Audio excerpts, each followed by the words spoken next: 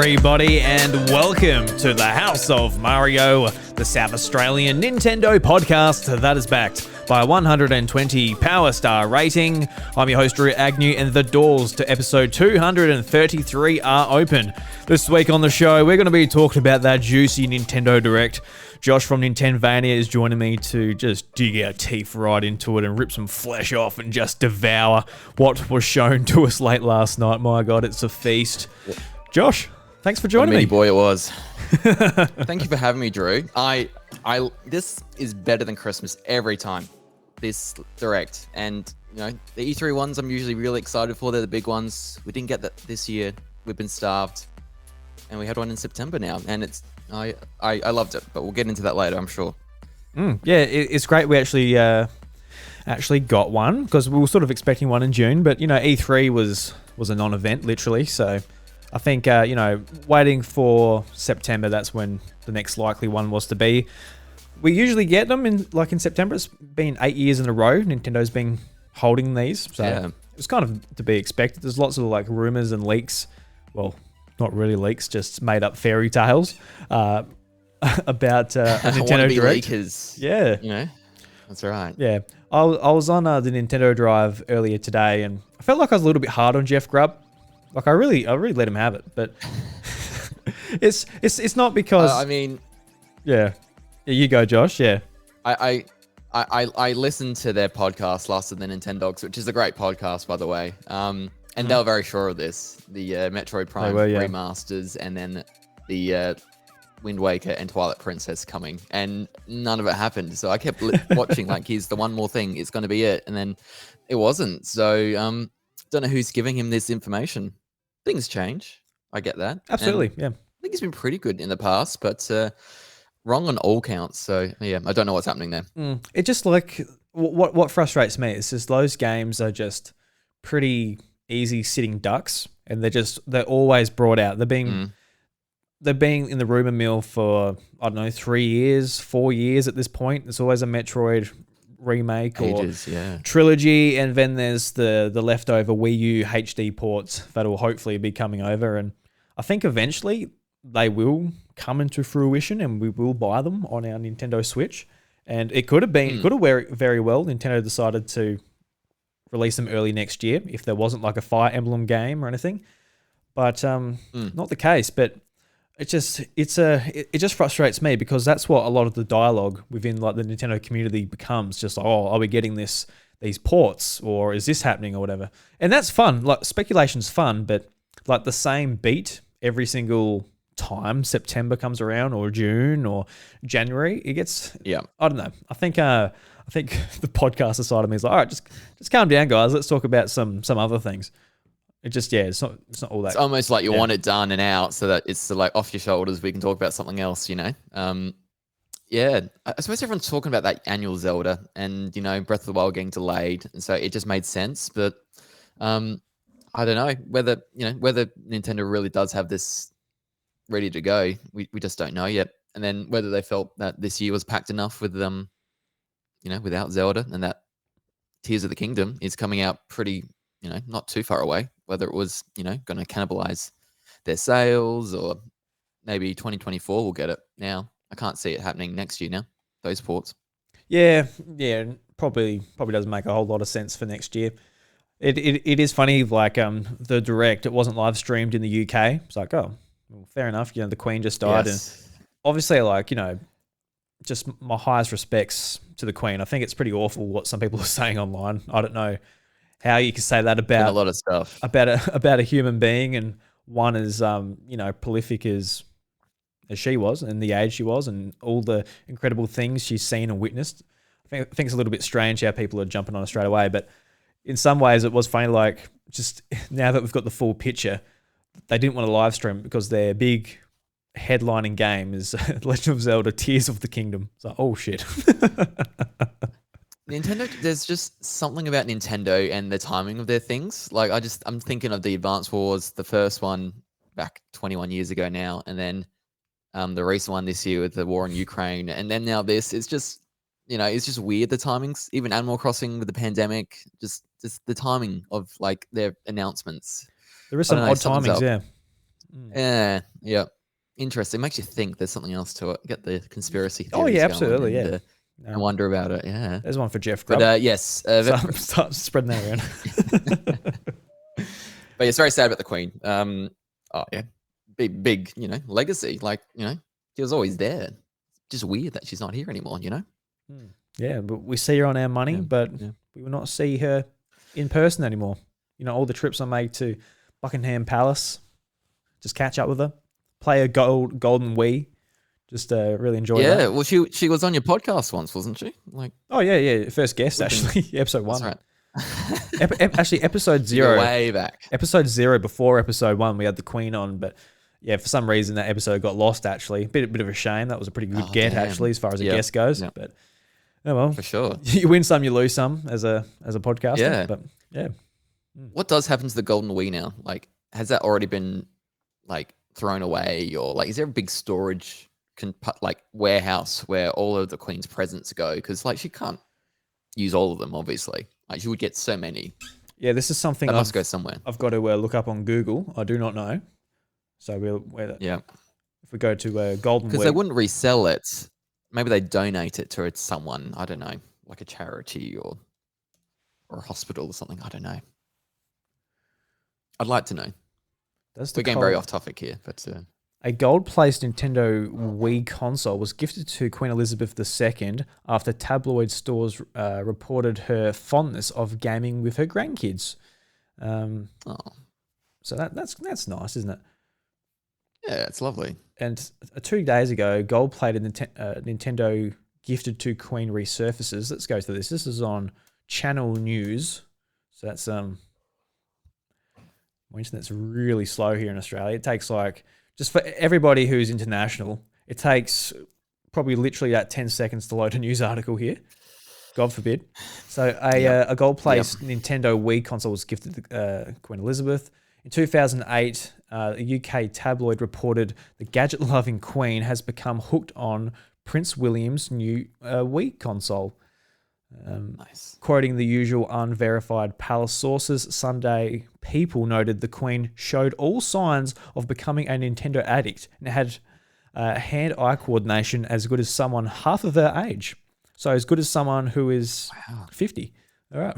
The following year... She would have been 80 or something at the time, I reckon. Yeah. So pretty good still back then. Yeah. The following year, the now defunct gaming publisher 2HQ UK sent her a copy of Big Family Games package with a gold-plated Wii because we thought that Her Majesty, the Queen, wouldn't want to play on any old console.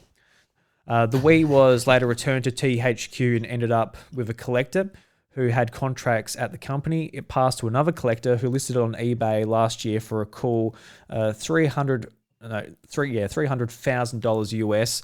The seller noted the visible wearing of the gold plating, adding, "My guess is that it was actually used at one point." There you go. So, bit of context to our rambling there. So, THQ sent it to her. Okay, so it is out there. Yeah. That's random. THQ of all the companies, that's just not even Nintendo. No. That's why they went out of business, probably. Got a gold-plated Wii going up.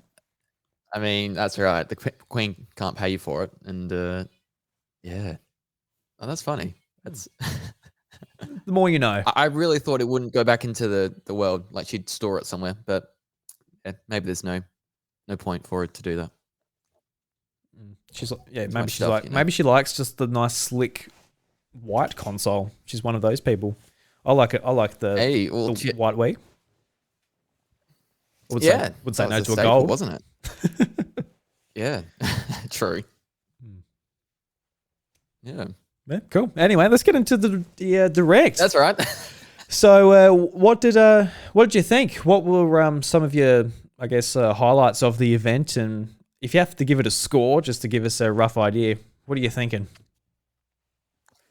Well, it all happened. Well, this was like rumored heavily, and this week was like everyone was talking about it, like Splatoon 3's and out and like ready, and so like this is the next obvious thing that's going to happen. And so So like the announcement was nice and short, like 24 hours notice, which I love. Like sometimes they're like 2 days and it's like, the anticipation gets a bit too much. But this is like, I woke up knowing that later tonight there was going to be a direct, which is awesome. So, like September direct's always about, the start of next year, typically. Like there's usually by that point, we know what's happening for the rest of this year. And then they'll do like the first 3-4 months of next year. And so it was cool in this regard because we knew nothing.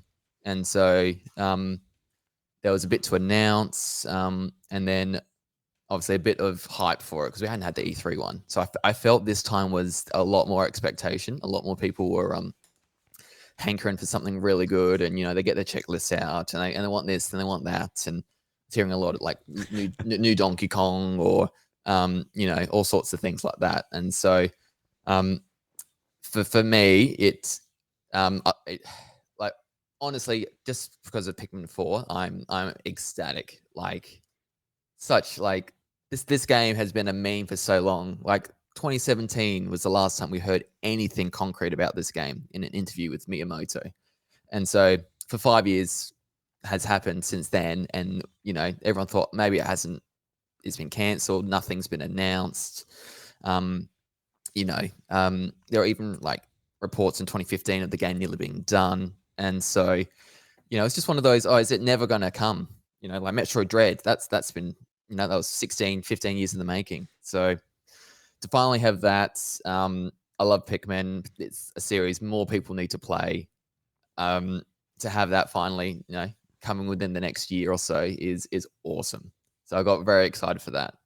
And there's some very cool things. I love Fire Emblem. So having a new one. This was like leaked as well. So this was confirming like a leak a few months ago. So I saw those screenshots and like, yeah, that's the game. So funny how I didn't hear. I heard a little bit of people talking about it, but not too many. But yeah, that's great. And then like we got Octopath Traveler 2. We got some really good ports from other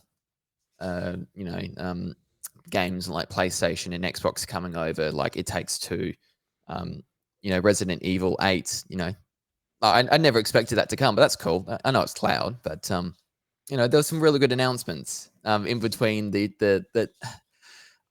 were like 6 farming simulators, and I was just laughing halfway through because there was like 6 different screenshots of a character like plowing a field. So I want to collate all of them and like tell me which game it is, because I reckon there was at least 5 or 6 of those types of games. So it was, yeah, I thought it had, it was a lot of announcements, like a lot.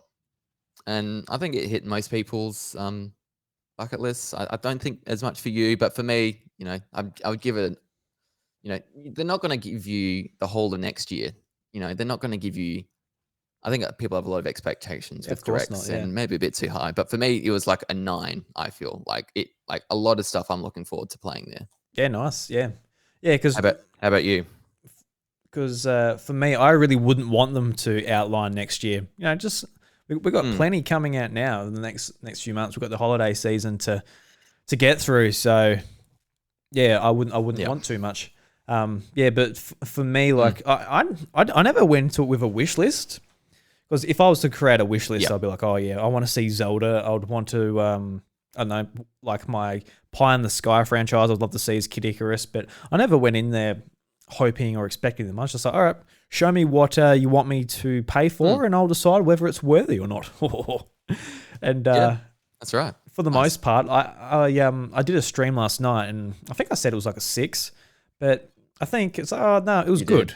It was good. So probably a 7, honestly. Just like looking at a few titles, and because I've got like a good 5 or 6 games where I'm like, yep, like I'm getting it, whether I was already getting it or it's coming from another platform, or it's something like Zelda, which was already a shoo-in. Like they could say they're releasing a Zelda game in 2030. I'm like, well, I'm there.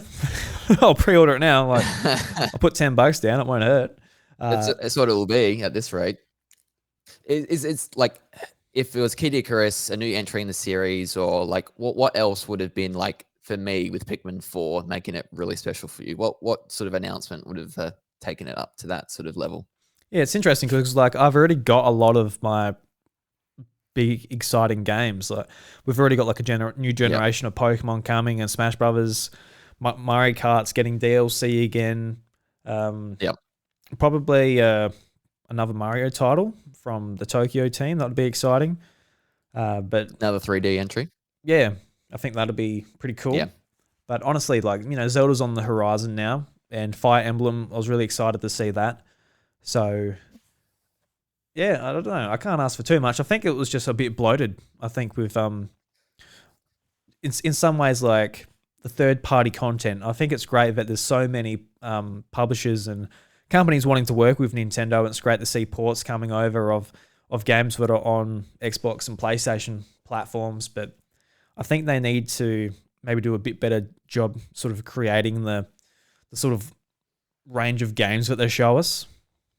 Seemed like a bit too much orientated to like the farming simulator. And I know like a lot of people are probably into that, and that's fair enough. Because like personally for me, when I watch an Xbox conference, I'm sort of just sitting there being like, oh, it's another like first person shooter, lots of violence and whatever. It's just like, like I don't mind a few of them, but I want a bit more variation in there.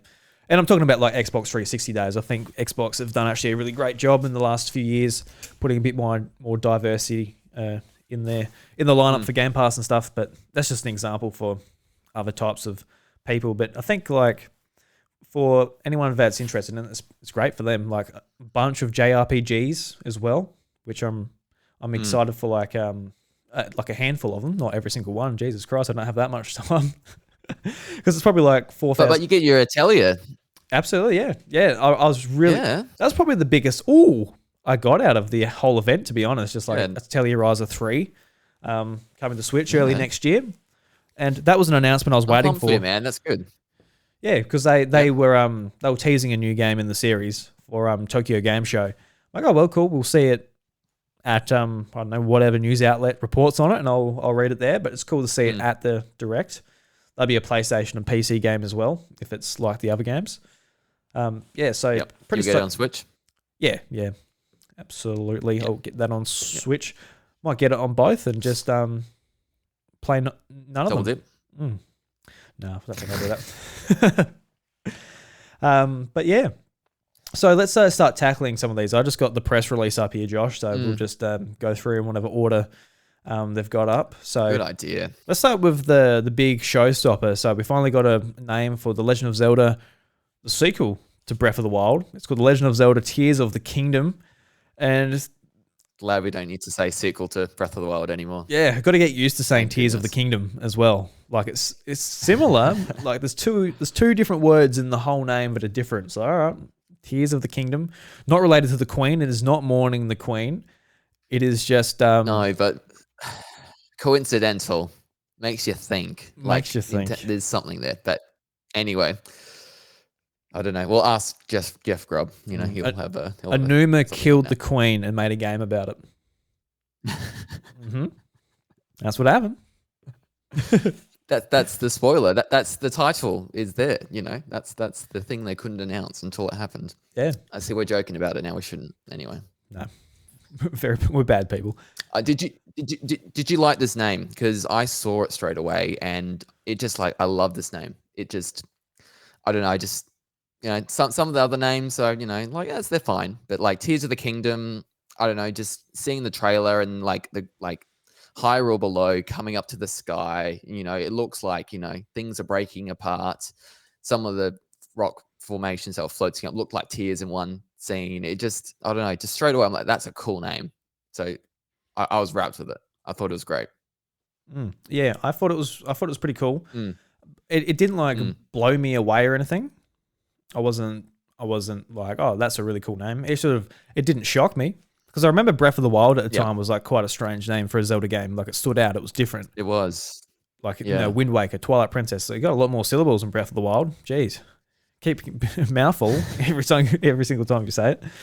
But especially once we get context, like what are the Tears of the Kingdom? Like we can sort of see, like Link has like the tear vessel from Skyward Sword on his on on his hip there, and a lot of homages to Skyward Sword. Looks like you're rebuilding Skyloft in some fashion.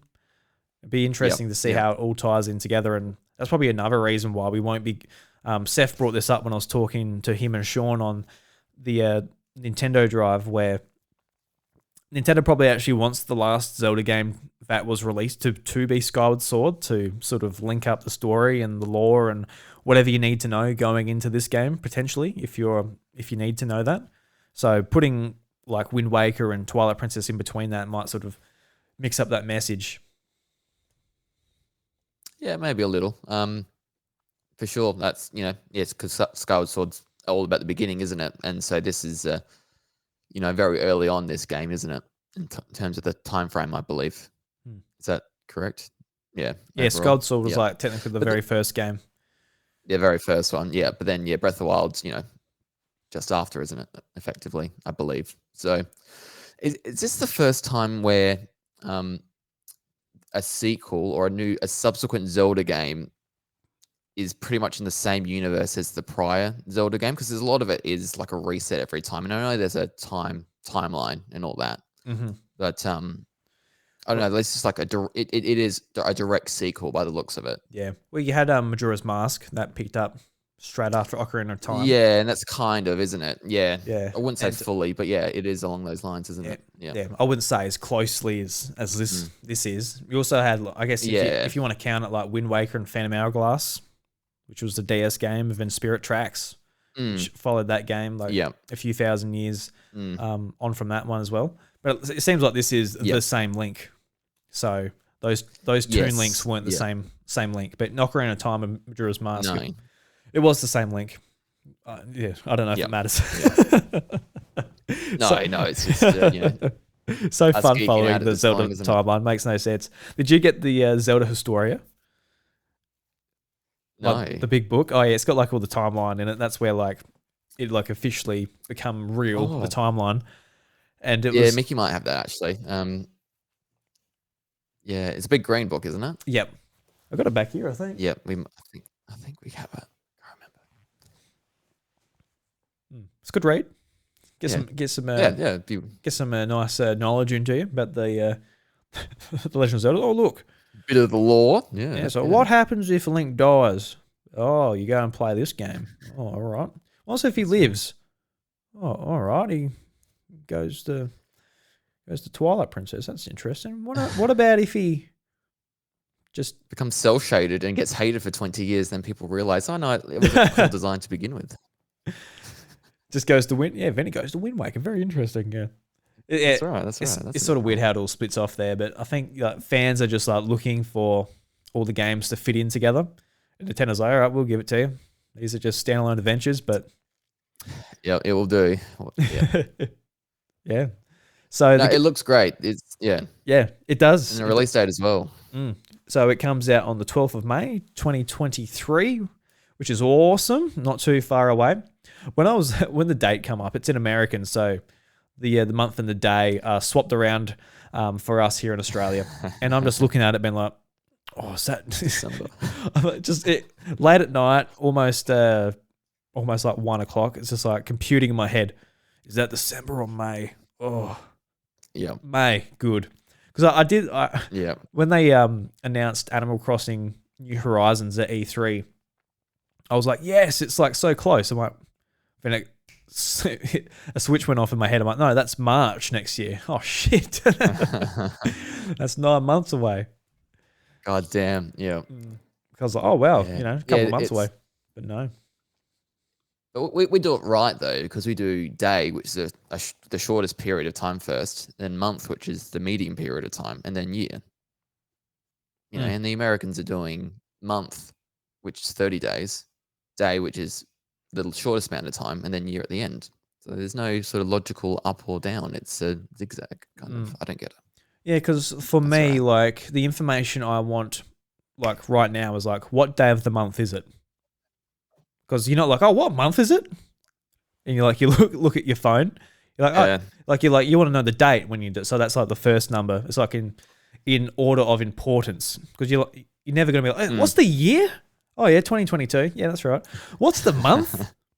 Like, and that can happen at the start of the month, obviously. But Yeah. for the most part, you're like, is it the 20th or the 21st? Oh, yes, yeah. Anyway. Yeah, I know. I'm so used to these Nintendo presentations being geared towards the American audience that, I see, spring 2022. I'm like, okay, it's autumn for us. Or, the month is always first. And so I don't know, it's just default by now. But, just write September, instead of doing a 9. That's all right. I'm just a big dum-dum. My feedback anyway. So, yeah. It's one of those games I honestly kind of don't want to know about. Like I want to stay away from it. I don't want to be like, I almost don't want to be looking at like every single screenshot and trying to work stuff out. I just want to go into the world. And Breath of the Wild, I remember I was sort of trying to avoid spoilers and all that, but it's also one of those games where they can't spoil the game for you. It's so big. There's so much to do. They might be like, oh, this is a shrine puzzle, or even like, some other stuff in the game, which was pretty cool. And it's like one off, but someone would have to sit down with you for 3 hours and be like, all right, I'm going to spoil this game for you and really explain what happens. That's right. Yeah. Yeah. I'm excited for when they do the similar trailer like they did just before Breath of the Wild came out, because that's like the pinnacle of game trailers. And I'm not going to be able to not resist watching it. It's going to be like straight away, I'm going to be all over that. So if you get to that stage and don't watch it, very like good on you. But no, when they do that, like March next year or something, I'm going to be all over it. Yeah, I will be too, but I don't want to. I'll be dragged kicking and screaming. It's the same with Pokemon. Like Pokemon Violet and Scarlet. Like a bunch of leaks come out. I'm like, oh, no, they're there, but I don't want to know. But I do want to know. Then there I am. I do want to know. That's right. There I am. And they're like, oh, look, your Pokemon turned into crystals. I'm like, oh, there you go. Then, well, there you go. There's my knowledge hit for the day. And a couple of weeks later, a trailer comes out. Like, oh, look at your Pokemon. They terrestrialize. Isn't that interesting, everyone? It's like, yeah. That's interesting. So what You're is a Nintendo that podcaster, Drew. You can't help it. No, it's what makes the world go around. Nintendo game information. So let's move on to one of your favorites, Pikmin 4. So what do you think that they'll trying to sell you on Pikmin Bloom for like 5 minutes beforehand? You're like, oh my god, Miyamoto, all due respect, but shut up. This was the roller coaster moment for me in the direct. I thought, okay, if Miyamoto's going to come, I saw him. Okay, he's going to talk about the movie, and he only briefly mentioned what had already been announced, that there was a delay, and so they didn't add anything, which I thought was, they could have added something, but they're not ready, obviously. And then I felt really uncomfortable when he kept talking about Bloom, and I thought, is this him just trying to, this isn't a new game. This has been a while now. It's been out, and they talked about it for, I reckon, a solid 90 seconds at least. And so I was just getting, is this it? Like, surely they just can't just have the Pikmin news as Pikmin Bloom. And so I was sweating bullets at this stage and getting a bit uncomfortable. And because it was excitement at first, then Bloom comes in and they keep talking about it. And I'm just like, oh no, come on, please, please, please. And at the very end, for it to finally happen, unreal. This is like 10 years in the making. And Mickey, my partner, thought she thought the one on the Switch was like a new entry, and so it's like, oh cool, like you're being like, I think there was a bit of undertone. No, there was one that just came out, but I'm happy for you that there was a there's a new one for you. But like for it to be 10 years, like it's massive. And the one before from 2 to 3 was 9 years, and so we've been starved. Yeah. Mickey's overhearing my throwing her under the bus. No, she was very happy for me. So, it looks beautiful. No, we only saw like a little brief trailer, but I'm like pumped, very excited for this. The series isn't dead. They're continuing to put time into it. Yeah, I'm glad there's one coming out. Like, I want a lot of these other franchises to get their shine on Switch. So yeah, Pikmin 4, glad to see it. I'll play it probably day one. So I'm there. I'm actually I Nice. bought Pikmin 3 on Wii U and I didn't play it that much. I think that was like around the time where it's I don't know, I sort of gave up the Wii U a little bit. I think I just played Mario Kart and Smash for whenever I picked up the Wii U. But I see it's on sale now on the eShops. I'm like, yeah, I want to play the deluxe version. It's $53 here, so it's as good as I'm going to get when it comes to Nintendo games. Worth it.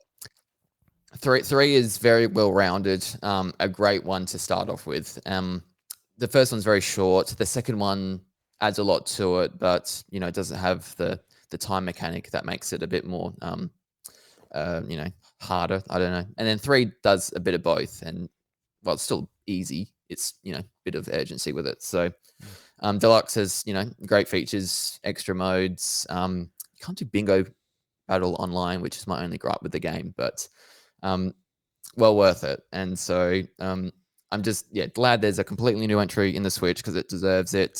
This big install base. Hope they really push it and people play it. It's a great turn-based real-time strategy. Sorry, not turn-based, a real-time strategy game. And Miyamoto always pushed this for years as the next Mario. He's wrong, but it's that's the echelon of what he was trying to aim with Pikmin, and it's a fun series. I hate to tell him he's not going to be able to create the next Mario. I think he topped himself pretty early on there.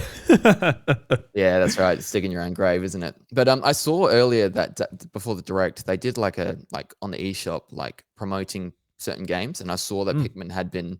Someone tweeted about it. I saw that Pikmin was being one of the promoted games, and so hours before the Direct, a little clue. And so I think, it was obviously done for that reason. And so I kind of went into it half expecting it, but it's been years of thinking every Direct this might come, but then you're like, nah, it's not going to come. And so for it to actually come this time, I wasn't thinking about it really. And so that just made it all the more special. So I'm talking about Pikmin a lot. So no. Well, it's one of your most exciting announcements from the actual Direct. So that's awesome. Outside of Dread, this was a really big one for me. So super pumped. They mentioned I can't remember exactly what the wording was, but they said something about see the world from the perspective of the Pikmin. Does that mean yes? Does that mean it's going to be a different sort of perspective? You're not going to be looking down on them. It's going to be I don't know, behind the camera of the Pikmin, or it's going to be first person, or just something like that where everything looks massive. You're not just pointing at the ground and you can see all your Pikmin running about. You come up against one of these big toadstool thingamajigs, whatever they called in the game. Borbs. Yep. And you look up at them. Oh my god, that thing is huge. I think that's an interesting idea.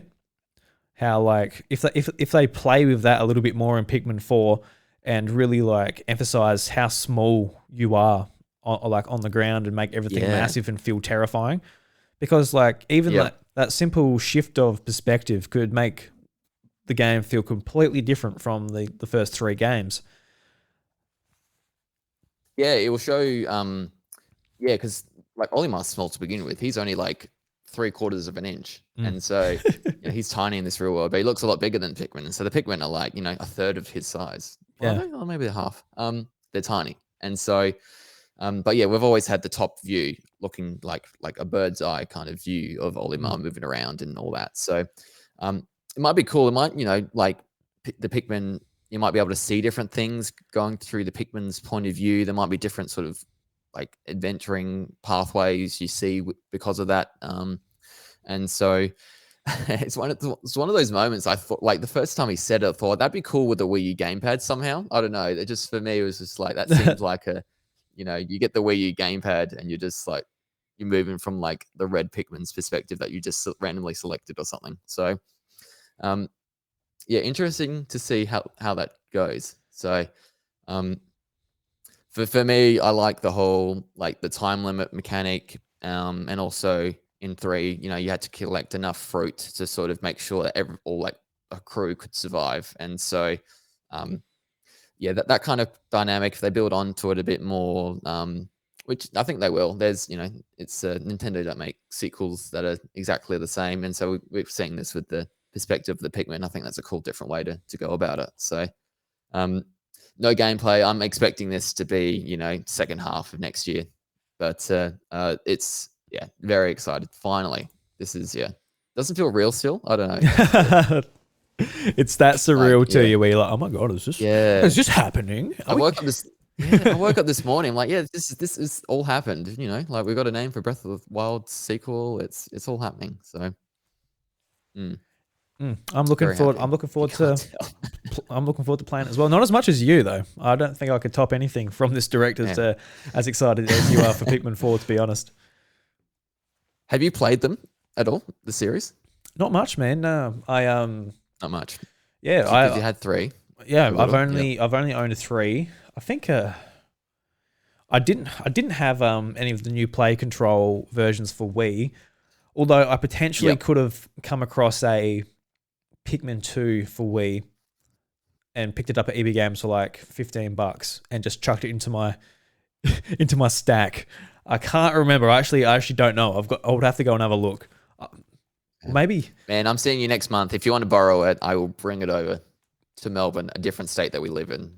I love the idea of just being like, all right, I'm playing Pikmin 2, but holy shit, the games are starting to come out. I don't know if I'll be going back to Pikmin 2 this year. Like for example, next month is Persona. You got too many on. Is Mario Plus Rabbids, Yes. is Nier, is et cetera, then it's Pokemon and Bayonetta as well. Oh, God. Anyway. Get anxiety I got to to think finish about the first 2. I need to get back into 1 again. Yeah, same here, man. All right, let's move on to Fire Emblem Engage coming out next year.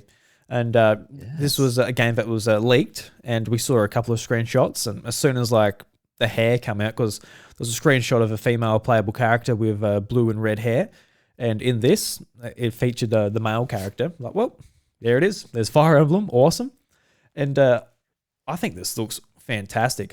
Just from like all the artwork alone just has grabbed me so hard. It's just so vibrant and colorful. I love it. And I'm looking forward to it. Looks great, doesn't it? Yeah. I had a couple of people in my chat be like, another Fire Emblem game, and I won't call them out, but like including Warriors game. This is including Warriors game. This is the 4th. Like, calm down. It's not that much. Just like normal Fire Emblem. No, this is the second one. Just as many. Yeah, we've had more Pokemon games in the last 12 months. More Pokemons, Kirby. That's plenty. It's by the time this comes out, it's been 3.5 years since Three Houses. So and they churn them out pretty quickly, these games. And so we just got lucky that we got a Warriors game as well. Yeah. Three Hopes. I had a look like in the trailer at the bottom, at the end, it said Intelligent Systems, who is the developer of the Fire Emblem series. But the past few games, Koei Tecmo has been like helping, and basically in the leaks or the rumors or whatever it was, that Koei Tecmo is involved again, and Gust, who is actually the developer behind the Atelier series, is behind the graphics and the gameplay. I'm like, oh, that sounds interesting. And like looking at the screenshots, you can see like Atelier sort of all over it. Nice art style, just kind of a bit low budget, if you know what I mean. It's got that kind of look, which is fine. I don't even mean that as like disregard. It doesn't bother me, but you can sort of tell that they are the developers behind it. But yeah, I didn't see any Koei Tecmo on it, but when I went and had a look at EB Games, they've got Koei Tecmo listed as the developer. So I'm not sure if EB Games or... Okay. So I assume it is Koei still doing it. Pretty cool. Actually, tomorrow at the time of recording this, the limited edition is going up, which comes with steelbook, art cards, art book, all of that. Here in Australia, we can get it from EB Games in the My Nintendo store. I think I might actually jump on it. I think I actually might pre-order it. Take the dive. Yeah. It like the box art for the special edition looks great. So what do you get? You get the box, you get the game cards, steelbook, art cards, and a poster and the actual art book. Pretty much, it's just like so it's a little bit more than a normal. Yeah, it's a template. It's a template for all of like Nintendo special editions. They're pretty run of the mill, to be honest. Especially after the very first one being like the Breath of the Wild one with the big box and everything. I thought that was awesome. Which speaking of, actually, I was like, cool. What are they going to do for Tears of the Kingdom? Like big box, limited edition, Switch OLED. I have to. Oh, 100%. Like Like I've pre-ordered the Pokemon Pro OLED. controller. Please, yes. I've pre-ordered the OLED Pokemon Violet and Scarlet one. That's like, all right. Good man. I'm sort of. I'm proud of you. I can't. It's a disease. I'm collecting the Pokemon Switches now. I need help. Yeah, well, a little bit. This is the best looking. Like actually, I don't know. I do love the Splatoon 3 one, but this one is up there, if not better. The Scarlet Violet one. Yeah, honestly, I think the Splatoon one was amazing, and I think the Pokemon one is okay, but I just like Pokemon way more. Okay. So yep. If that makes you have a problem, then you just yeah. I like the colors honestly better on the Splatoon one, but yeah, I'm just much bigger Pokemon fan. So yeah, disease. Yep. Don't let me cough near you. You'll end up in hospital with a few Switch OLEDs. You're like, oh, what? No, doctor, take these away. Like, I can't, mate. I can't refund them for you. Oh no, I'm a doctor. I don't work at EB Games, mate. I can't do anything for you.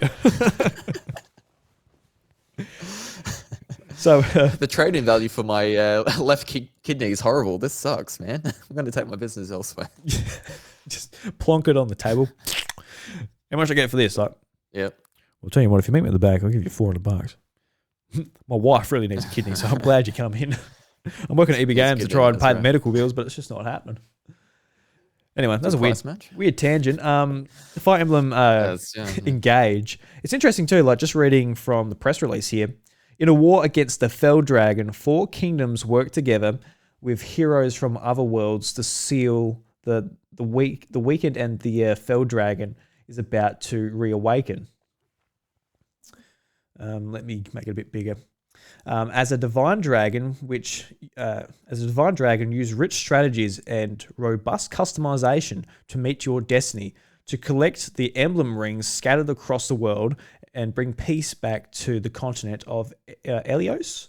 Summon and fight alongside legendary heroes from past Fire Emblem games like Marth and Celia. And I probably butchered that. And add their power to yours in this new story. So it's interesting too. Like we saw Marth in the trailer, and I think it's a cool concept. Just going around basically collecting these, I guess, old characters to just make an ultimate party to really kick ass. It sounds like fun, and just from like all the cutscenes, and that, I like it. Yeah.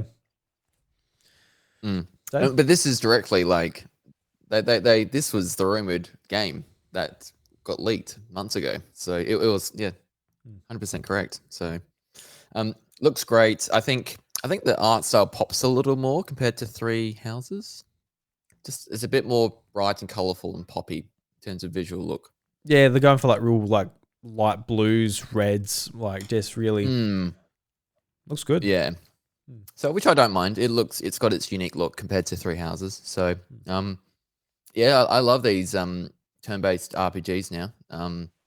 So yeah, and January, this is like 4 months away. It's so close. Oh, I was so happy to see that. What a great start to the year. Yeah. Like January, like it's not even February. Like, yeah, Christmas is over. You know, you play some games you got for Christmas. Like for me, I'm probably going to be saving God of War and Last of Us Part 1 for like around Christmas time. Yeah. Play them and just enjoy them when I'm not, trying to bust my nuts, trying to beat them on the weekend when I'm tired. That's when Splatoon and all these games are going to come into place. But yeah, we've had the last few Januaries now have been like some decent releases. So that we'll have Fire Emblem Engage next year. We had Arceus January this year. We had Super Mario 3D World plus Bowser's Fury the year before that. Was that February? At least it was early on. Sure, anyway. And then Tokyo Mirage Session was January the year before that, I believe. So I love this. It's a weird month to release a game. I feel a month after Christmas because you probably want to do it beforehand to get a bit of momentum with the holiday season. But if there's a gap there, then people keep playing games. So yeah, I appreciate it. I love it. Start the year off right. I'm gonna buy a Fire Emblem or a Pokemon, whether it comes out December, November, January, February, March, April, May. I'll be there. Yeah, true. Yeah, it'll happen regardless. So next up, we got Kirby's Return to Dreamland. This is a deluxe version of the Wii game, Kirby's Adventure. So yeah, I looked at this game like, oh, it looks like fun. The thing with 2D Kirby games, especially modern ones, they look fine. I would get a lot of fun out of them. But personally, for me, I don't want to chuck $80 down for this. Like that's just my thoughts. If like Lucas was a bit older, and I'm like, all right, what can I play with him? Just floating around as Kirby and doing some mini games, probably perfect, and that probably justifies a purchase. But for a 28-year-old who's just playing by himself, I guess it's not really who they have in mind necessarily. But cool, we're getting more Kirby on the 30th anniversary. But yeah, Forgotten Land just sort of really set the bar so high. So they got to try and match that, I guess now. Poor Hal. Poor Hal. I was a little underwhelmed, like compared to Forgotten Land, it doesn't look as good, and it seems too soon. We just had Kirby's Dream Buffet as well, and it's Kirby's an annual thing. So, out of the new games by Nintendo, I was the least interested in this one. So, me too. That's all right. I think I'm with you. I probably won't be getting it, but as great for Kirby fans. So, and so it's another game for early next year too, like February 24th. Yeah. So yeah, cool. Rolling on to another game if you want some more Kirby. I never actually played it on Wii either, to be honest. I think it was No, I haven't played this one. I can't even remember if it was a late Wii game. I think I just ignored it, to be honest. It came out and I didn't even think about it. So it probably means it was a late Wii game. Because I was just thinking about Skyward Sword, and that was kind of what I was playing apart from Smash Brothers on Wii. Yeah, it was 2011. It came out, so very late in the so life cycle of the Wii. It might have even been the last game before Skyward Sword, almost. Yep. Yes. Yeah. True. Yeah. So around that time. So, yeah. So we got some more Nintendo 64 games as well. The most notable, we'll get it off the bat straight away. We got GoldenEye 007 coming to Nintendo Switch online services to play online with all your mates. And for me, I don't have a whole lot of nostalgia for this game, but I know that so many people do. So I'm just stoked for everyone. Buddy Watson was in my chat, and when it came up, I'm like, oh, here we go. He's just like, yes. He's stoked because he was like streaming the game, doing challenges and stuff earlier in the year on his Twitch channel. So, nice. And I've had him on the podcast as well. And his grandparents had a video game store, and he had such great memories of playing Nintendo 64 there and playing GoldenEye. So cool. So like so many people share those memories. So just the fact that Xbox and Nintendo and Rare and 007 license holders were able to come together and get these games onto modern consoles is great. I'm stoked, and I'll give it a go, and probably just get smoked online because everyone's got all their tricks they'll plan with their mates and split screen. I'm just like, all right, this is back in the day. Do you have a screen sheet? Well, yeah, and it's interesting too because it's also coming to Xbox Game Pass on Xbox Series S and X. It's getting like 4K, widescreen support, achievements, all the stuff, which is awesome because the Banjo-Kazooie remakes on, well, not remakes, but remasters on Xbox 360 were gorgeous. And that's exactly what I want from every Nintendo 64 game, like especially in like the Mario collection with Mario 64. And I'm really tempted to go and check out the PC port of Mario 64. It's widescreen controls. Like it's just like been redone, but it's still got that really nostalgic sort of art style, which I really like, just like the polygonal Nintendo 64 look. But the Xbox version doesn't have online play, and I've got online. This is so weird. I've got my theories why, but do you have? You tweeted about this? Yes. Yeah, I mean, no, you're right. You guys are. Oh well, look at this. We're online. No, I found it odd.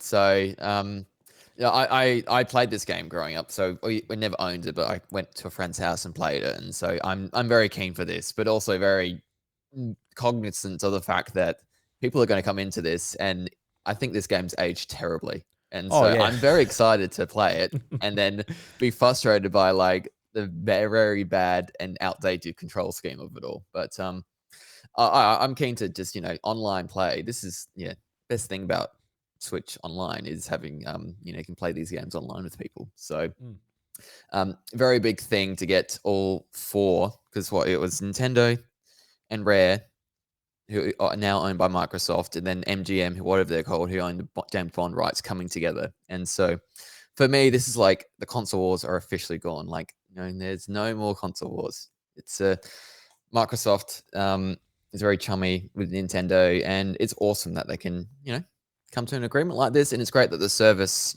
and so has this type of stuff, because it means we got Banjo-Kazooie, we'll get Tui as well, hopefully, and it's a big coup for the support. But your theory was that it's a ROM, is that correct? And the Xbox version isn't, and that's why it'd be a bit harder to get online play. I really don't know with this sort of stuff. So, well, I just want to explain it just in my very basic non-developer way, which is a theory, and I've got no idea. I don't make games, and I've got no idea how to program this stuff. But just my theory, like with Nintendo Switch Online, it's its own app, and it's set up just to put every game that's on that app like peer to peer, and you're playing like you were just playing the console. Like if we like hook up online, Jesus Christ, yeah, play Nintendo 64 online. Got a smile out of him. If we're like playing Nintendo 64 online, like we can go back to the menu and put different games in, and it's just very much like we're sitting on the couch just doing whatever. And even if we're playing split screen, we can both see each other's split screen and all of that. And when GoldenEye gets added to this, it is very much just peer to peer, do split screen, no matchmaking, nothing fancy. But with the Xbox version, it doesn't have that sort of I guess that back end for the Nintendo 64 app. So they would have to go in and sort of work out what they want to do with it. Do they integrate like just the player having their own single screen? Do they have to put in there a matchmaking mode? Do they need to just make it integrate with the Xbox or PC friends list? Like, in my mind, there's a lot more work will have to go into like the Xbox version of the game.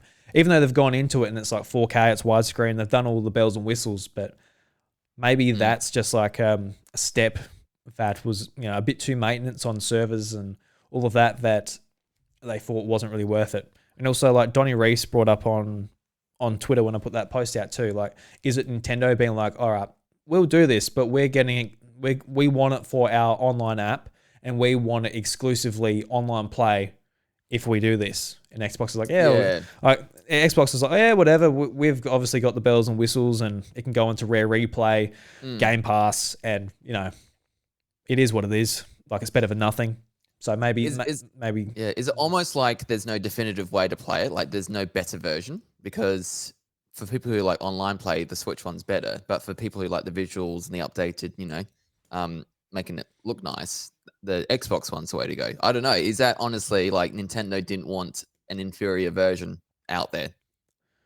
Yeah, it could be. This way, there is no real better game. I don't know. That honestly could be something that they're very conscious of, and then if this game comes out at the same time, people are like, the Switch one sucks or something because, look how good the Xbox version looks and I can play online. Yeah. But now that's not a discussion because they're different enough. Yeah, because like, so maybe surely Xbox would have said like Rare, like, we've got the resources, let's get online working, even if it's similar to what Nintendo is doing on their app, where it is just, you see both screens, it is just peer-to-peer, it's nothing fancy. So, yeah, interesting anyway. Sort of an odd situation, especially on Xbox, which is known for online play and like has been doing it well for decades. It's a little bit strange, but we're in that... leading the charge. In that predicament, so... Yeah. I'm keen for the Switch one because it eliminates the screen cheating. And so it'll be a very different experience. It's not 4 players around the screen and can look at each other's, you can play it at home and avoid that. So, as much as, I love couch co-op, and I think it sucks these days that a lot of games don't support it. And then that was, a big childhood thing for me with Nintendo. This is cool though that you can avoid it because screen cheating's do you still see their screen though? You're winning? Do you still see their screen? Like with Mario Kart, you're doing multiplayer online, Mario Kart 64, is it split screen still?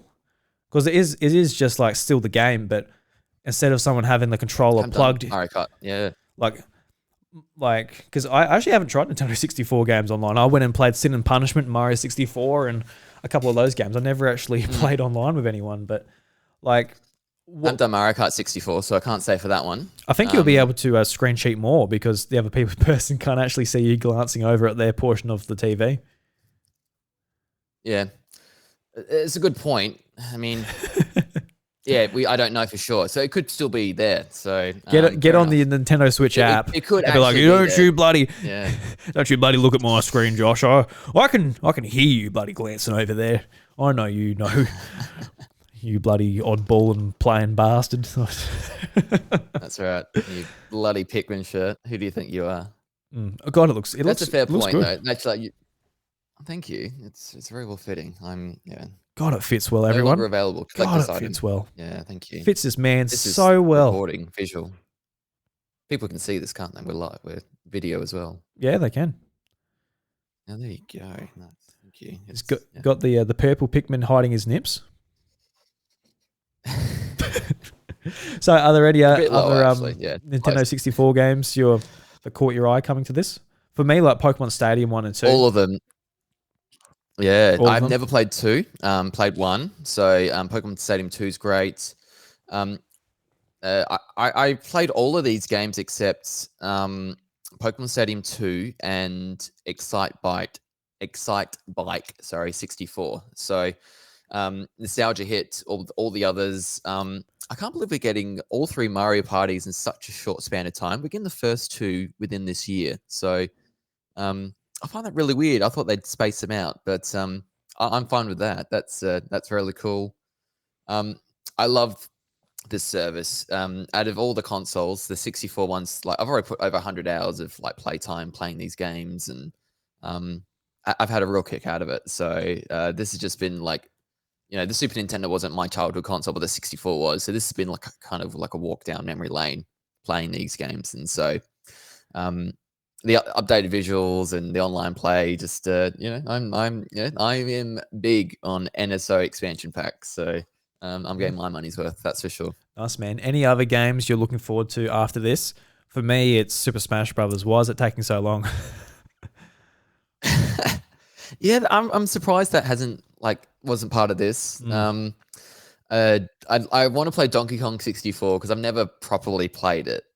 I've played it, but I haven't like properly done it and finished it. So I want to do that. Conker's Bad Fur Day and Banjo-Tooie, there are other rare games, I think would be great to see. And then I'd love to see the Castlevanias. And so they're not great games, but as a Castlevania fan, to have, the 64 and then the other one that came later would be cool. So they've got a few things still, but it's, another year after this, and they're pretty short on the first party games coming out for it. Yeah. But and no new console, so they everyone thought GBA or Game Boy, and nothing.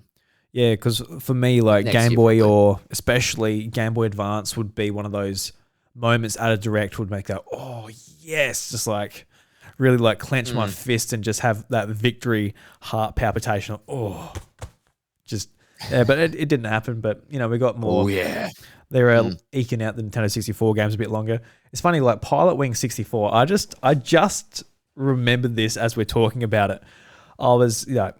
I only played Nintendo 64 at my friend's place until I had emulators and bought my own Nintendo 64 and Wii Virtual Console and all of that stuff. But probably like early 2000s, just had friends Nintendo 64s, and a friend of mine came over and he had like so many Nintendo 64 games, and he was like the only person I ever knew until Bryce got a GameCube later who had a GameCube. So I was like, oh my God, he's got all the Nintendo stuff. It's awesome. But he never had a DS or Game Boy Advance. I kept up with the handhelds, but he never had a handheld. I don't know if he just didn't care or... Yeah. But anyway, he brought over Pilot Wing 64, and I'm sitting there, I'm watching my friend Adam play. I'm just watching him fly around, going through rings. I'm like... I turn to Thomas, who brought the game over. I'm like, what is this game? Like, what do you do? And he just sat there and told this big elaborate lie about like this story about a dog.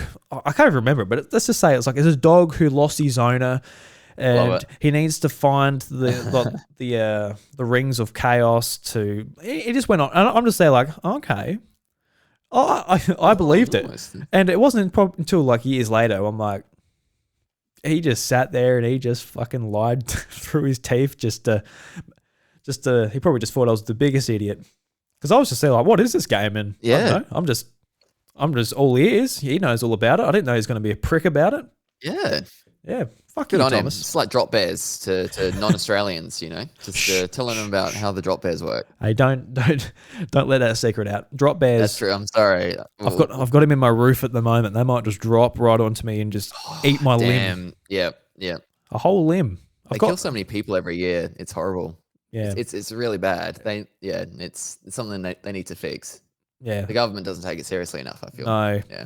I go out like every day and just throw boomerangs at them and like knock them out the trees. Yes. But that just encourages them to drop more. Yeah. I find Vegemite, it's like you just a dollop of Vegemite, smear it on the tree daily, and that's enough to keep them at bay. That like tempers, their temper is much better after that. So it sounds like you're playing Pokemon trying to find a Heracross. Putting the honey on the tree in Pokemon Diamond and Pearl. Yeah. Where's the Heracross? Got his rare. Well, Munchlax, yeah. So yeah, got some Nintendo 64 games. Yeah. Let's quickly go through the new Splatfest. Really odd one. The theme is, what would you bring to a deserted island? Gear, grub, or fun? I'm like, I was thinking about this. Didn't guess this one as a potential category. No, I was just thinking about like the 3 teams now, the new sort of options they've got open to them, and this is the first one. A little bit like it's creative, but I don't know if it's going to really make us be like, oh yeah, this is the answer. But the other person's like, oh no, you're an idiot. I don't know if I feel that passionately about what I would take. I said that I would bring like food, as in like grub, which is another sort of a dig at the UK audience, I feel like, calling that grub instead of just writing food. Yeah. So you would choose grub, would you? I think so. I'd bring food. Yeah. I chose gear because I just felt, you can do stuff with it and then you can use it to get food, to hunt animals. I don't know. Yeah. That makes a lot of sense. Yeah. Because gear for me, I'll probably just bring a microphone and do a podcast. That's my gear. Or I got my shearing gear. I can shear some sheep out there, and we can make some quilts for everyone. Keep each other warm. Lots of possibilities going on. You starve to death in 7 days, but you'd have a good time. Oh yeah, great time. Yeah. Have you been finding Splatoon 3? I've only played a bit over the weekend, like a bit each night. I haven't done too much. Done like a bit of the campaign and some. Oh Jesus Christ! Sorry. The hell was that? Scared the crap out of me. Stepped on the Roadcaster Pro. I apologize for that. I like to imagine. Oh, fucking Christ. Sorry. I'm ruining the show. I like to imagine someone's like, oh, I'm just going to doze off to this podcast, see what's going on Nintendo Direct. Then Josh is just smacking us with your soundboard. Tifa, when I start talking here, she's just everywhere. It's been weird for me with Splatoon 3 because it's like I've enjoyed it when I've been able to play it, but the first weekend, the communication errors were so constant and very frustrating to find a game that I spent most of my time waiting for matches instead of actually playing. It's just really frustrating. And I think, and they've even acknowledged this. There's an update coming to fix this, and so it's not meant to be like this. But it's kind of like dampened my enjoyment of it a bit. So, which is a bit of a shame because when the games are there, I can definitely notice the improvement. I love the lobby system, even though I've been in it a lot. Yeah, it's plenty of time there. Yeah. Yeah. So you can practice, there's other things you can do. And so that's good. And it's kept everything good about about 2. So, but I found it got a bit better. I don't know. It like later on, I was getting into more matches better, and I'm getting the bug in terms of like enjoying, playing doing the turf wars, and I'm gonna start doing the ranked mode soon because I want to wait till I'm decent enough remembering to do things. I'm getting good again with the splat roller, so that's good. But yeah, no, it's great. But the big thing for me has been the tabletop card game. Oh yeah, I haven't Don't know actually if you played played yet. this yet. No, I haven't actually. I am so addicted to this. Like I've played more hours of that than the actual like proper Splatoon 3. And so it's a weird like mix for me, like a Tetris, a pseudo like tabletop game, and you're trying to like ink as much turf as possible, but then you're trying to like block your opponent from doing things, and then you can do eventual specials, which can over ink your opponent's ink. There's a bit of complexity to it. So I've like played a lot of that, and that's awesome. And for something, I will admit, I just missed it when it was first announced as part of that direct line. I don't really care about that. It's new, but I don't care. I take that all back. I was wrong. This is a really cool, different feature for the game, and I think I've seen a few people on Twitter as well really enjoy it. So I don't know if I'm enjoying Splatoon 3 the right way, but the table turf mode has been the highlight for me so far. Yeah, I'm really enjoying the campaign actually too. Yeah. Like I'm not in the rush. I'm just like trying to 100% it as I'm going through it, making sure I'm unlocking all the. Basically, you go through and you collect like the eggs. You use them as currency to like get away this sludge that blocks your path on like multiple areas. There's like 5 areas you go to. I'm only on the first one. I only played it. I only jumped to the campaign because I could not get into a match. It kept on disconnecting and doing what it was doing. I'm like, all right, time for some single player. So that's when I went and played it on Saturday night, and I'm really enjoying that too. I think it's a lot of fun. I haven't put as much time into it as I would have liked, but I'm enjoying getting back to it, and even like the motion controls, getting used to that again. It's like the gyro. Is it much different to the previous campaigns? Because I've done a little bit of each campaign, never finished it or anything. It's it's a good way to learn about the weapons a bit and go through it. But for me, it's a fairly derivative kind of experience. I haven't played Octo Expansion, so I've heard that's a lot better. Yeah, I'm in the same boat as you. How does it compare to that? Yeah, I like Splatoon 2. I probably like fell off, I don't know, halfway, a bit over halfway, and can't even remember Splatoon 1, to be honest, and I didn't finish Octo Expansion either. Because with like Call of Duty, for example, I'm always like, how do you get a Call of Duty game and just play multiplayer and you don't play the campaign? Because I get a Call of Duty game and I play the campaign and do a bit of zombies with some friends, and that's kind of it's kind of what it is. Those are the days. But with a Splatoon, I'm like, oh, that's me. I didn't finish the campaigns, and I think especially because it's just it gets pretty addictive with like 3-minute matches. Like you can jump straight in, you can do your match, then just keep jumping in. Whereas like the campaigns, they were great. They're sort of, in some ways, they're like reminded me of Mario Galaxy, how like you're jumping and it looks like, when you go through like a star portal, and you land, and it's like teaching you all the different mechanics for the weapons and how the game works, and the bosses are these big beasts. You've got to like use different mechanics. So it was really smart. It's just, I was one of those multiplayer people where I just wanted to jump into that. I've become what I hate, Josh. I've become what I hate. No, I don't hate that. I always just thought it was weird on other game sides, whereas, with Splatoon, I've become that. I've become the man. Yeah, I mean, I don't know. It's, I used to do the same, with some COD games, but there's some I found more interesting. I think the Black Ops ones, I love that series. That's my favorite out of all the Call of Duties with the zombies. But then, did you get Black Ops 2 on Wii U? No, not on Wii U. That was Xbox 360 for me.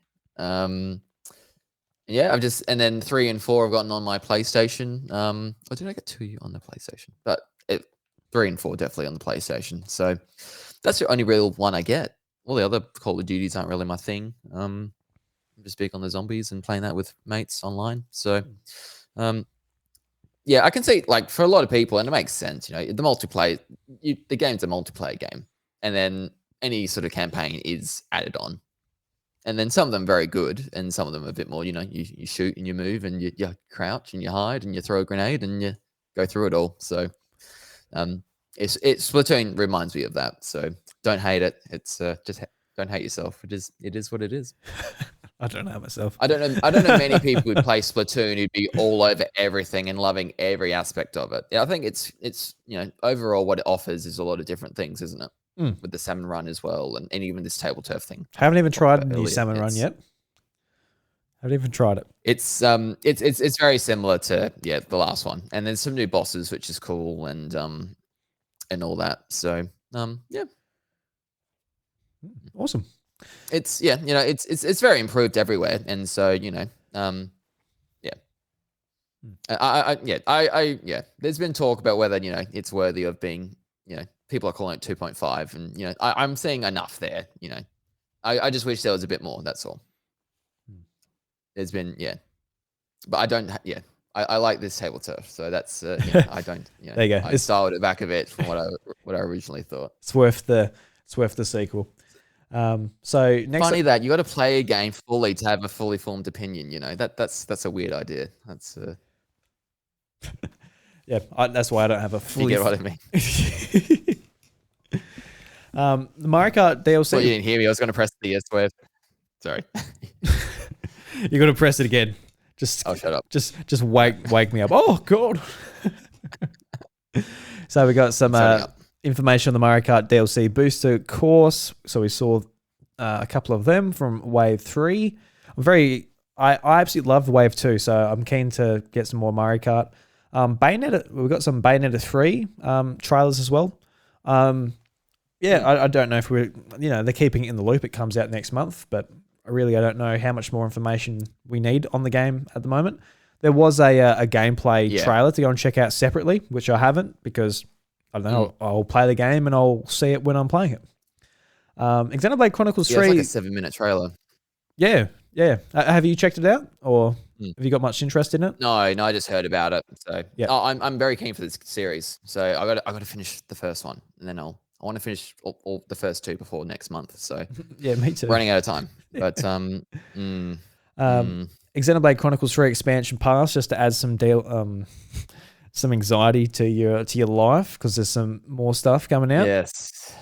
So does this excite you at all when you're looking at this, or you're like, oh, look, just let me finish the game, then I'll come back. I'll get excited then. Yeah, to be honest, I haven't really thought about getting the expansion pass just yet. So it's cool. Like, I just don't know if I'll get it. So I'm really enjoying 3, but not sure just yet. It's a lot of money, that DLC pass, I think. $45. Standard price. Yeah. Okay. So it's pretty normal to what the others have been. So, not that excited for it, even though I'm loving the game so far. We got a Mario Strikers Battle League football update. So we got Paulina and a few new stadiums and whatever. We also got a bit more information on Nintendo Switch Sports Golf update. So we're getting golf later this year, have a survival mode. So it looks like fun. It's interesting how it's taking so long, but it is what it is. Ages. Yeah, it's a little bit strange. I thought it might be an update like literally a month or two afterwards, but it seems like they had. I kind of assumed they were just trying to keep this game like in the news cycle, so they were just holding it. But I guess they weren't. I guess they actually got to make it. They weren't ready. Yeah. And again, they've released 60% of a game at launch, haven't they? And we've had a couple of minor updates, and it's nothing amazing. That they had a busier second half of the year, and they needed to release something in April, didn't they? So, but this like survival golf will be cool. So I will check it out for that. Yeah, I'm sure it'll be fun. And at least, at least with Switch Sports, it came out at a lower price, so I'm a little bit more lenient on it just for that. And did you realize I went past Mario Strikers without throwing any shade? So pat on the back for Drew. We got some. I was kind of annoyed because I wanted to give it some, but that's fine. Oh well, we've given it enough spotlight, haven't we? Yeah. What game were we talking about? No, I forgot what you just said. Yeah, that's true. We got a Just Dance 2023 edition. So I always look at Just Dance. I'll probably actually kind of enjoy that. But if that transaction's on my credit card, Goodness gracious, who would? You won't get a home loan. They're just like denied. Yeah. Yeah, I'll be homeless if I get All that. 3 statements. You're like, what are you doing? So what are you doing? It's like, These are I don't fun. I know. have played it before, and it's a good party game, but I wouldn't buy it myself. But I've played it and had a decent time. So Yeah, well, um, going back to my earlier point, I'm a 28-year-old who's playing by himself. Is Just Dance the way to go? Probably not. Probably not. no, fair point. We got the Octopath Traveler 2. This was a surprise announcement, and I think a lot of people going into this were like, are we going to get another HD 2D game from Square Enix? And when it popped up, I'm like, cool, we got another one. I love this art style. I love everything about what Square Enix is doing with their pixel art and their HD content. Yeah. And we're getting a sequel, so awesome. I think it's great that it's getting a sequel and that it's done well enough, and it's actually got a mobile game that came out recently as well. So seems like they're actually sort of nailing down on this IP, which is pretty cool. Because if you remember at the Switch like reveal event when like Octopath Traveler, it's like a Project Octopath Traveler. It's like, what the hell is that name? Yes, and like the name makes sense. Like, you know, there's 8 characters and they're on a path and they travel. Yeah, it makes sense, but yeah, it's very, very Square Enix of them. Oh, how Square Enix of you. Yes, they have no marketing department, and so when it comes to naming titles, it's just literally, what is this game? You know, describe it in 3 words and done. So, yeah, I'm glad this has a sequel. I haven't played the first one, but I'm glad it's done well enough to, you know, warrant the second one. So it means the first one did well enough. So, I love the style. I'm going to pick up Live Alive because I think that looks gorgeous, and I'm keen to play like this lost hidden gem of a game that's, you know, we haven't been able to play for years. And so and I want to come back to it like I did to Earthbound, play it all these years later and, you know, enjoy it for that. So it's a great style. I really hope Nintendo did something with this, like an Earthbound in this style would be unreal. Oh, for me, like, yes, I talk about announcements that would make my lungs just open up and take every bit of oxygen in the earth, suck it in, and just become some god beings. Just, oh yes, the announcement that would make me do that is like if the Pokemon company like remade their Pokemon games looking like that. Ooh. Yes, I would be all over myself. I'd be rubbing every inch of my head just in excitement. Does that make any sense? We've talked about this, haven't we? Yes, black and white, because they had the whole mixture of 3D and pixel. Yeah. So, and that's a perfect candidate for next remake. If they did an HD 2D like that, yeah, I would be happy with that. Because, like, for me, with Brilliant Diamond Shining Pearl, I think I wasn't a fan of the whole art direction. Yeah. I think it looked worse, but I'm sure people out there disagree. That's okay. We're allowed to. There would be some. At least 2. At least 2. We've at least got 2 listeners, so who knows? No. So a lot of the other announcements, I'll run through them and stop me if you want to elaborate a bit more on it if you're excited. So we got Theater Rhythm Final Bar Line from Square Enix, a musical game of all the Square Enix songs. No. It Takes Two coming to Nintendo Switch. We got only that it looks a lot worse than the PlayStation version. Like Mickey and I played this, and we're about halfway through, I think, and we need to finish it. But this trailer, it looks rough. It does. Great that it's on the Switch. Like it's rough. You know, that was my first initial reaction. I don't know if you felt the same. Yeah, like graphically, it's like, oh god, it took a hit. But it is kind of cool how you can play on separate Switches. That would benefit the game a lot. Just because how it works. Like if you want to play with someone online, you get basically like I forgot exactly what they call it, but I think it's called a buddy pass actually. Like you get like a code to put in, and someone elsewhere can download it, not own it, but they can download it just through the buddy pass and play with you. Otherwise, because it's a mandatory multiplayer game, so otherwise people would it'd be a bit rough. It's like, all right, you've got to buy a game, you've got to buy it just to do this campaign. So I think it's kind of cool on Switch how that works for the co-op. Got Harvestella, which it works well. Which didn't really show me anything new or interesting from their previous third-party direct, but it caught my eye then. It's just coming out at a weird time. It's coming out November 4th. So busy time. Just before Pokemon. It's Mickey's very excited for this. This looks great. Out of all the 5 or 6 farming sims we saw in the direct, this is the coolest looking one, I feel. And the RPG life simulation crossover is cool. So the demo's out now. So if you're keen on it, I've downloaded that actually. Yeah, give it a try.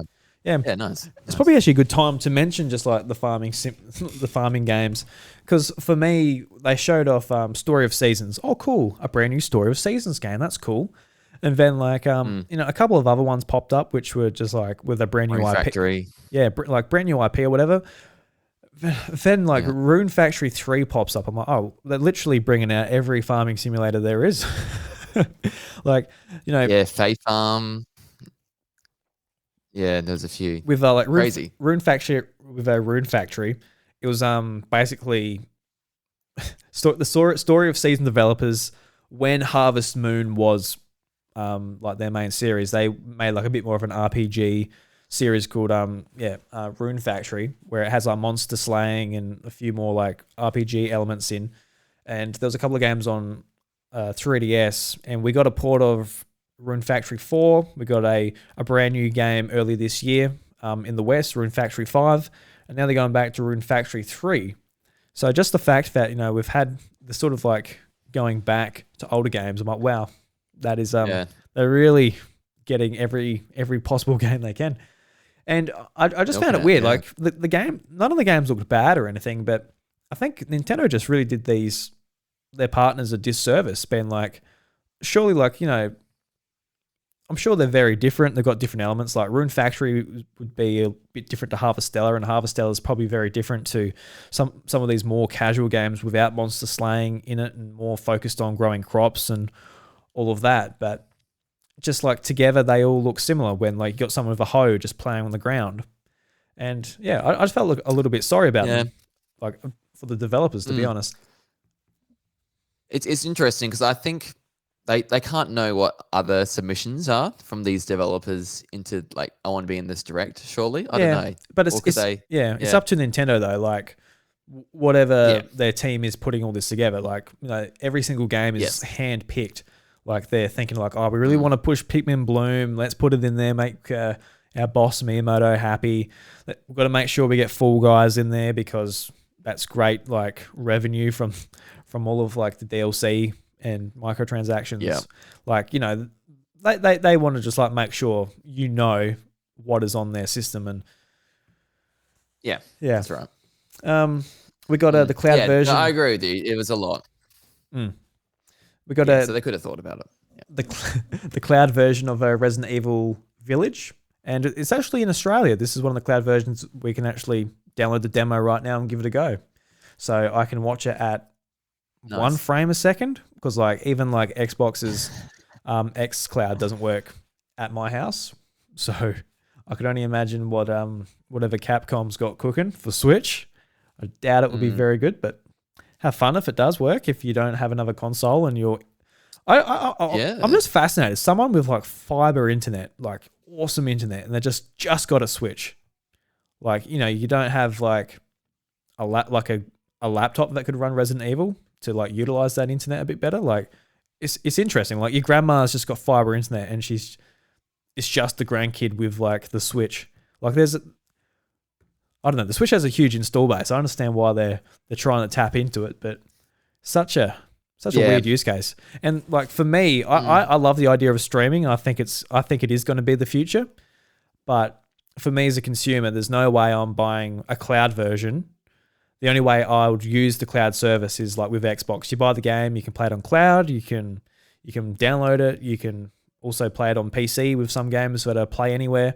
Yeah. I think that's a great way to go. But when it's like $80 and you can only play it on the Nintendo Switch as cloud, it's a bit rough. But the service isn't going to be great. It's they're not going to it's cool that they can do it. I'm sure it'll do it all right. Like there's even 7 and 2 and 3 are coming, and so they're adding to it, and there must be a reason. I think must be enough demand. We're getting a lot of these now on the Switch, and so Yeah, I'm surprised it's in Australia, so that's good because we do miss out on some of these. We got a Sifu, which is it was only on PlayStation consoles earlier this year, and it's a lot of people. It's been in like their Game of the Year contenders, and I've been looking at like picking it up, but I just like I don't know when I'm going to be getting to it honestly, and it looks like it's taken like a fair bit of a graphical hit on Switch as well, but coming out not the 9th of November. So cool. If you're interested in that, we got a Master Detective Archives Rain Code from the creators of Danganronpa, which has me interested. It looks quite good. So that comes out autumn next year, and I believe it is Australian autumn because I've got the Australian press release. So I don't know. Yes. I assume I don't have to decode that. They call it fall in the States, so it's definitely Australia if it's called autumn. It feels weird reading autumn. I feel so... just... What have the Americans done to me? Fall. I mean... Don't like Western culture, isn't it? Yeah, yep. This one looked cool. This is like one of the more different games I felt that was presented. And, at this point, there was a lot of farming stuff announced, and this was something cool and different. So, looks cool. Yeah, and apart from that, I'll just skip through. Like, I think we've been discussing some of this. Like, I want to skip down to Atelier Ryza, Alchemist of the End and the Secret Key. I'm looking forward to it. I don't have too much to say on it, but it looks like they've changed like a few like gameplay mechanics and stuff like that as well. So I'm keen to see that. But yeah, is there any other games that you'd like to touch on? The Tales of Symphonia remastered. So that's a GameCube game that's coming to the Switch. So that's cool. And this one's really hard to buy. So I wasn't expecting this. It's really cool. I've heard great things about it, and so it's another cool RPG to sort of play. So I just know it's been expensive, and like GameCube games are so hard to get these days, and so just nice little bonus. I saw a tweet from Imran Khan actually, just on Twitter. Apparently, all the remasters on all the platforms they run at 30 frames a second, but the GameCube version actually ran at 60 frames. And it's because the remastered is based on the PlayStation 2 version, which was 30 frames. So that's strange. That's weird. That's annoying. Yeah. Yeah, a bit disappointing. Like, it's literally remastered. It should run. Like, yeah. Yeah, it should. At 60. Yeah. But it's a 20-year-old game. I would have thought so, but yeah. Yeah. And there's also, like, there's stuff I see that people like would care about, like Front Mission First Remake, then there's Front Mission 2 Remake as well, that a lot of people would be keen to get their hands into, but don't do too much for me. But it's cool that like there's something for everyone. I feel like there's just so many games, and I was happy to see Tunic actually is coming over the Switch this month as well. Yep. Because that's a perfect game to sit down and play on the Switch OLED. Nice screen. Enjoy yourself. Oh yeah, look gorgeous, won't it? Radiant Silvergun was another one. This was this game that Treasure, who made the Warrior World and Sin and Punishment. This was their next cool game that was a popular entry in a series, and so they were teasing that too. It's weren't just they? one of those, just an arcade shoot 'em up. So that's cool. It's that's out now. So I don't mind those games. So there was a lot. There was something for everyone really. So I think there's one at least. And I've got a few games that I'll pick up from this. There's a few a lot that I won't, but I was really excited for. You won't buy what every single what I game. liked. So, no, that's right. No, I'm not gonna. If I'm gonna play Resident Evil, I'm not gonna play it on the Switch. I think the PlayStation is the one for that. I'll get Xbox. Yeah. So what would be like your top 3 favorite games from this? Pikmin 4 easily. Fire Emblem Engage, and then tough. I think not Breath of the Wild 2, Tears of the Kingdom, just because I love the name. We get a date finally, and it was cool to sort of have that now, because I think that's been annoying me as well, how long that's been, unknown for. So they're my top 3, and then special shout out to the 64 special stuff. That's some good stuff coming. How about you? Well, for me, top is Zelda. That's been the game I've been looking forward to for a long time now. Yep. Probably like a couple of years after the release of Breath of the Wild. So just always keen. Yeah. Got the name, the release date, set our calendars, see what's going on there. Number 2 would be Fire Emblem Engage, coming out pretty soon. Excited for that. Keen to get into it. Yeah. Number 3 would be Atelier Ryza 3. Keen that. That's another game that's coming out early as well in February. So a big start to the year, just straight away. Some massive JRPGs Strong for Drew. Start. Yeah. Great start. And then I was watching it and just realized, not realized, but just it's how amazing Square Enix's support of the Switch has been. Oh yeah. So much content, and when previously, you look at how Final Fantasy moved away from when the 64 came, and so you look at it now, and these at least timed exclusives these games are for the Switch. It's great. So if you love RPGs, JRPGs, it's the Switch is the perfect console for you. It makes me worry, all these rumors and that about Square Enix getting gobbled up by PlayStation. Oh god, how bad would that be for us on Switch? Because they're doing great stuff on PlayStation with Final Fantasy 16 and et cetera, but if you lost this support, it would leave a massive hole. Square Enix is killing it on Switch. That's right. If it was Xbox, then I wouldn't be as worried, but I don't think that's going to happen with how American companies buying Japanese ones. I think there's some red tape behind that. But if PlayStation bought it, it'd be goodbye these HD 2D pixel remasters, these new games. It'd be a big loss. Yeah, definitely. Yeah, so I think that brings us to the end of this this meaty roundup. So anything else you'd like to touch on before I kick you out the door, just like a football, just a bit of a drop kick, just hoya. Oh yeah, Pikmin 4. Buy it. Play the previous games, please. I want this to do really well, because I don't want to wait. At this rate, it'll be 11 years once this game's released before Pikmin 5 gets announced, and so Jesus Christ! All right, it's been that long. Pick it up, give it a go. Yeah, give it a go. It's a fun time. You will not be disappointed. What year did Pikmin 3 come out? 2013. Yeah, so it'll be 10 years. Yeah. I think the next one, it was 9 years between 2 and 3, 10 years between 3 and 4. Yeah, sorry, I just thought you said I thought you said 11 years for for this one. I'm like, wait a minute, that's one off, Josh. Wait a minute. The fact checks. Oh, get the facts. Yeah, 2013. Yep. Very cool. All right, that brings us to the end of episode 233. You remember what I'm 233. I'm thrown off a little bit, Josh. I heard my baby crying in the next room, so I'm like, oh god, what am I going to come out to once this show's over? Get out of here, Drew. Look after your kid. Yeah. But thank you for having me. This has been awesome. No worries, my man. So if anybody would like to go and check out your stuff with the Nintenvania podcast, yourself on Twitter, Discord communities, all that to track what you're doing, where can they find you, my man?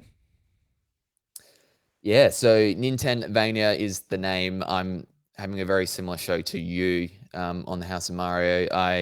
I'm a bit experimental with what I'm doing. I've done poems the last podcast. I try and have different guests on every episode. So I just have a good fun time. I'm really enjoying it.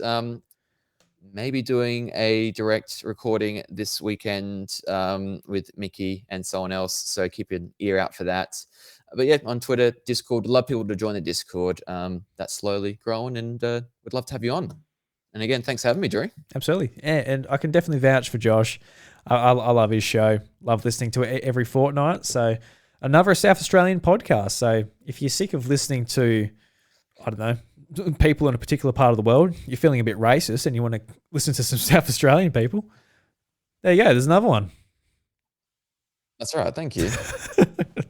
But you're always going to be the original and the best. Yeah, I don't know. I don't know about that. I don't even know if I'm. I want you to leave a Google review of what you just said, or when you rate my podcast, just if you're feeling less racist, is that what you said? I don't know. I was feeling a bit racist, so I decided to listen to an Australian podcast instead of one in. That's right. X place. I don't want to put a mark on anyone because then I'll become the racist. That's how it works. That's right. That's how it works. Yeah, God, my brain is fried. So everybody, thank you very much for listening to the show. I really appreciate it. But the doors to this episode, they're closed. Catch you later. The House of Mario, a Nintendo podcast, is lovingly crafted and recorded in the southeast of South Australia. The show is produced and hosted by me, Drew Agnew, and my co-host is Bryce DeWitt.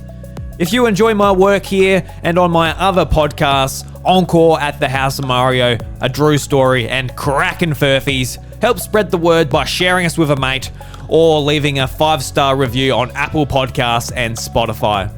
If you would like the show further support and help me achieve my goal of freeing up one working day a week to spend more time refining and creating podcasts, please consider checking out patreon.com/idruby, where for only $1 you get access to my secret recordings, where I share everything behind the scenes. A big thank you to the legend Deejaayy for supporting the content at the podcast producer level on Patreon. From the bottom of my heart, thank you.